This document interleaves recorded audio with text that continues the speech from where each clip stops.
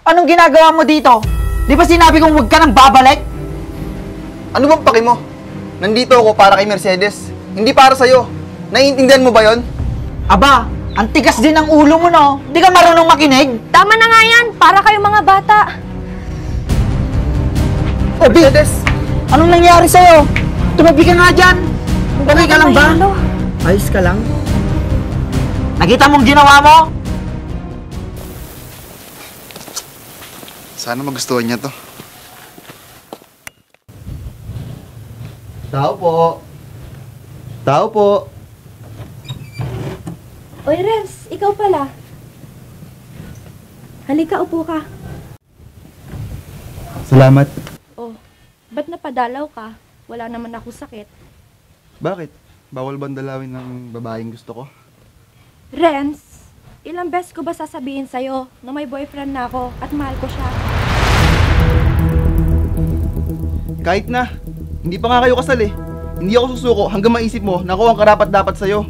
Ang kulit mo talaga, Renz. Makulit na akong makulit. Basta, hindi ako susuko kahit araw-araw mo pa ako itaboy, Mercedes.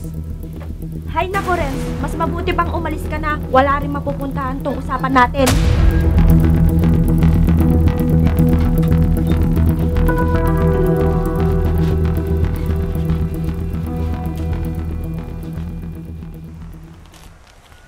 Ay, sir, good morning po. Oh, Jay. Sir, nakaready na po pala yung mga tonetong na ladang bigas po galing Nueva Ecija. Ah, ganun ba? Pwedeng ikaw muna yung mag-asikaso? Sige, sir. Busy kasi ako. Ang dami kong appointment. Sige, sir, ako na pong bahala. Mauna na po ako. Teka, Jay. Yes po. Pwedeng paki-follow up yung sasakyan ko sa talyer? Kailangan ko na kasi. Ay, sir, yun pala yung problema. Ang sabi kasi ng mekaniko, may hinihintay pa daw na piyesa galing Japan. Baka daw po matagalan. Ah, ganun ba? Sige.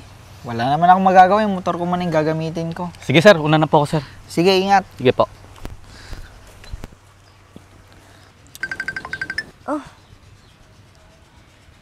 Hello, B? Bakit, B? Bawal ka bang kumustahin? Hindi naman po. Ah, ganun naman pala eh. Kumusta naman yung araw mo ngayon? Ayos lang naman. Eto, naiinis lang konti. Oh, ba't ka naiinis? May problema ba? Wala naman. Kaso, pumunta na naman dito si Renz. Nangungulit na naman. Ano? Kinukulit ka na naman niya? Di talaga makaintindi ang lalaking yan, no? B, hayaan mo na yung taong yon. Magsasawa din yon. Eh paano pag hindi? Makakatikim sa akin yan, tignan mo. B, di ba sabi ko sa'yo hayaan na natin siya? Baka mas lalo pa siyang mangulit pag nagkataon.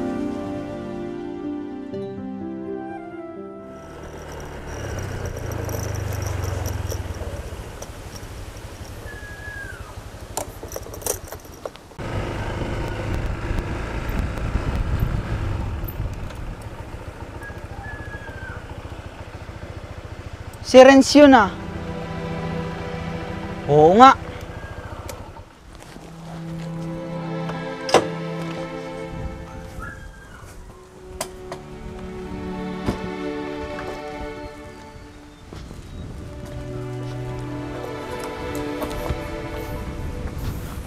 Hoy Renz! Pwede ba tayong mag-usap? Bakit? Tungkol saan naman? Tinatanong mo pa. Huwag ka nang magmaang-maangan. Ano ba pinagsasabi mo? Diretsuhin mo na lang ako. Nagsumbong sa akin si Mercedes na pinupuntan mo daw at kinukulit mo siya sa bahay nila. Ah, yun ba? Bakit? Ano bang problema dun? Mag-asawa na ba kayo? Hindi pa naman kayo kasal ah. Kahit na, nakita mong may relasyon kaming dalawa eh. Mahirap bang intindihin yon? At sino ka naman para pigilan na akong ligawan si Mercedes? Hindi mo siya pagmamayari. Naiintindihan mo ba yon? Anong gusto mong mangyari? Sabihin mo lang, pagbibigyan kita. Eh bakit parang takot na takot ka sa akin? Bakit? Natakot ka ba na maagaw ko sa si Mercedes? Huwag na huwag kang magkakamali. Dahil pagsisisihan mo kung sinong binabangga mo.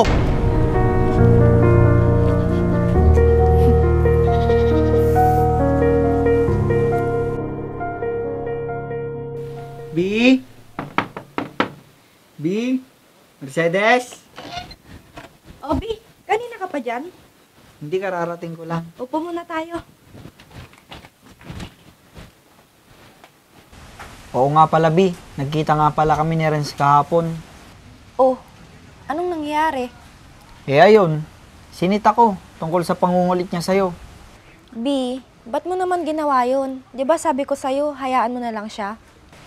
B, syempre hindi ako papayag na agawin ka sa akin ng ganun-ganun lang. Paano pag hindi lang ganun yung gawin niya sa susunod? Hindi niya naman siguro gagawin yung ganun bagay. Hindi ka nakakasigurado dyan. Syempre, nag-iingat lang naman ako sa relasyon natin. Ano, maghihintay na lang ako na may gawin siya sa'yo? Ano ka ba? Hindi naman siguro aabot sa ganun. Dapat lang. Dahil kung hindi pa siya titigil, talagang makakatikim na siya sa akin. Kumalma ka na dyan. Masisira lang yung araw natin pag siya yung pinag-uusapan natin. Tara na, umalis na tayo. Sige.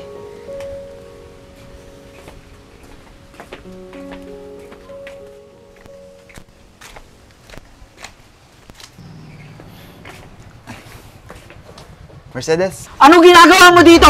Gusto mo talaga makatikim sa akin, no? Tama na, B. Baka ano pang magawa mo sa kanya. mukhang galing kayo sa date ah. Hindi nyo man lang ako sinama. Wala ka talagang magawang matino, no? Gusto mo Tama yata... na, B. Hayaan mo na yan.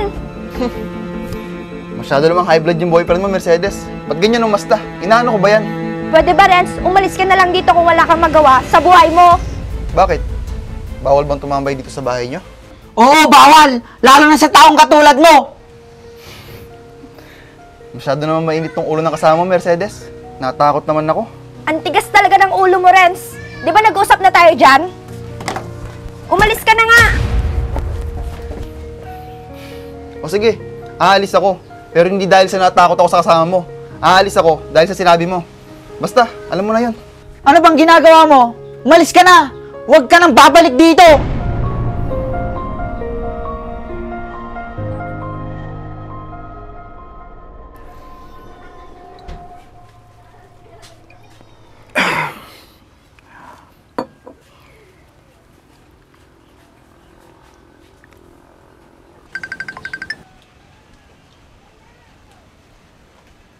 O, Renz, bakit? Mercedes, pasensya ka na sa nangyari sa amin ni Christian ah. Lasing ka ba, Renz? Wala. Pampatulog lang. Pampatulog? Ganito kaaga? Nagtatanong ka pa. Siyempre, sa kakaisip sa'yo.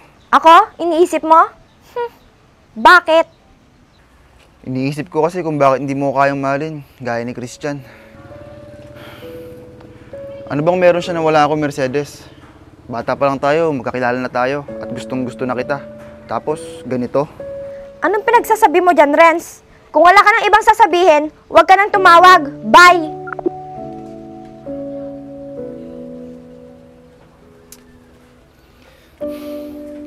Hindi ako susuko, Mercedes, hanggang sa maging tayo.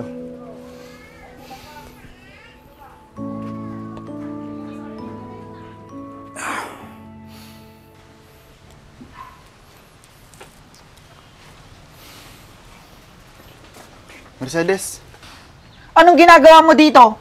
Di ba sinabi kong huwag ka nang babalik? ano bang paki mo? Nandito ako para kay Mercedes, hindi para sa'yo. Naiintindihan mo ba yon? Aba, ang tigas din ng ulo mo, no? Di ka marunong makinig? Tama na nga yan! Para kayong mga bata! O, Bi, Mercedes, anong nangyari sa'yo? Tumabi ka nga dyan! Okay ka lang ba? Mahilo. Ayos ka lang? Nakita mong ginawa mo? Kasalanan mo to! Mercedes, patawad. Hindi ko naman alam na magkakaganyan ka. Gusto lang kita makita. Pwede bang umalis ka na? Umalis ka na! Mercedes, pasensya na.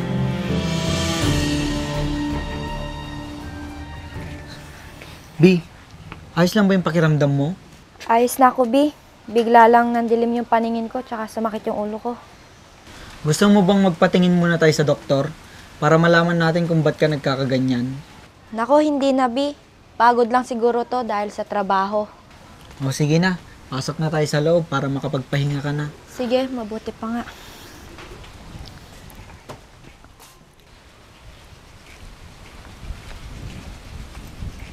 O Bi, nandiyan ba sila mama? Wala. Kaalis lang nila mama. Kumusta pala yung pagpapatingin mo sa doktor? Ayos lang naman.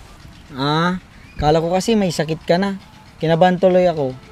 Hindi ko alam kung paano ko maipagtatapat sa'yo. Natatakot ako sa mga posibleng mangyari. Natatakot ako na baka iwan mo ako. Pag nalaman mo, mawawalan ako ng paningin. B, ayos ka lang ba?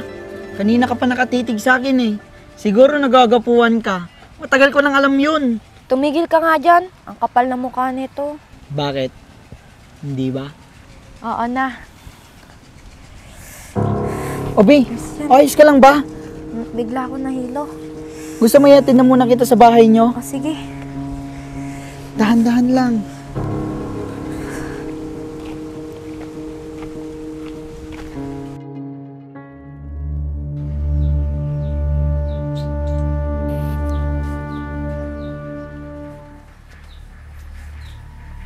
Anong ginagawa nito dito? Mercedes? Uy! Mercedes? Renz, ikaw ba yan? Oo, ako to. Ano ba nangyayari sa'yo? Renz, bakit hindi ako nakakakita?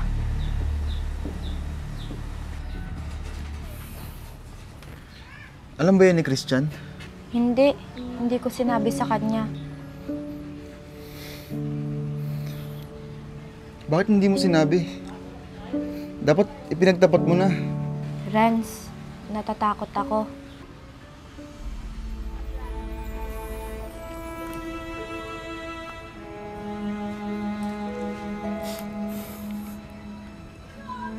Ayos ka lang ba, Renz? Ba't hindi ka nagsasalita? Huwag kang mag-alala, Mercedes. Kahit pinagtatabuyan mo ko noon, hindi kita iiwan. Nandito lang ako. Renz, anong gagawin ko? Huwag kang mag-alala. Hindi ako papayag na mawalan ka ng paningin habang buhay. Anong ibig mo sabihin, Renz? Basta, maniwala ka lang sa akin. Mahal na mahal kita, Mercedes. Lahat gagawin ko para sa'yo. Christian! Lumabas ka dyan! Christian! Oh, anong ginagawa mo dito? Ang ingay-ingay mo! Ang kapal naman ng mukha mong magpakita! Anong klaseng boyfriend ka? Hindi mo ba alam kung anong nangyari kay Mercedes? Teka, anong ibig mong sabihin? Pumunta ka ngayon sa bahay nila para malaman mo. Tandaan mo, kasalanan mo to. Kaya nangyari to kay Mercedes. Mapuntahan niya.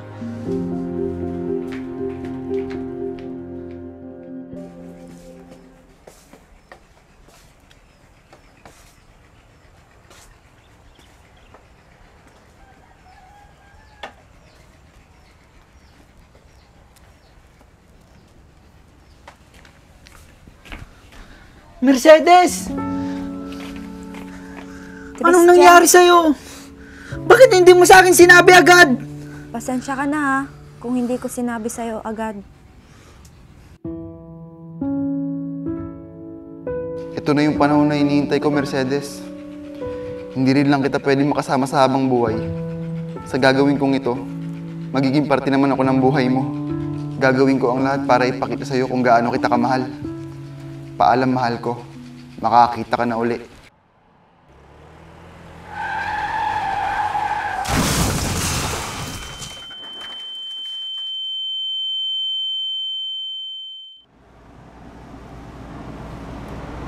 Excited ka na ba? Oh, dahan-dahan mo lang imulat ang mga mata mo.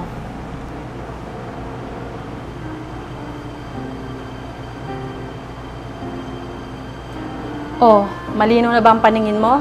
Opo, Dok. Nakakakita na po ako ng maliwanag. Nakakakita na ako, B. Thank you, Doc. O sige, maiwan ko muna kayo. Huwag mo kakalimutan ang follow-up check-up mo, ha? Opo, Dok. Marami pa akong pasyente na dapat tignan. Thank you ulit, Doc. B, pwede mo bang sabihin kung sino yung eye donor ko? Nakiusap yung eye donor mo kay doktora na wag sasabihin kung sino siya. Pero naisip ko din na mas maganda kung alam mo para sabay tayong magpasalamat sa kanya. Oo, B. Sino ba siya? Huwag kang mabibigla ah. Ang totoo niyan, na aksidente siya. At bago nangyari yon, binili niya kay doktora na i-donate niya yung mata niya sa'yo. Ang tinutukoy ko ay si Renz. Maraming salamat, Renz. Kahit pinagtatabuyan kita dati, ikaw pa rin yung tumulong sa akin para makakita ako.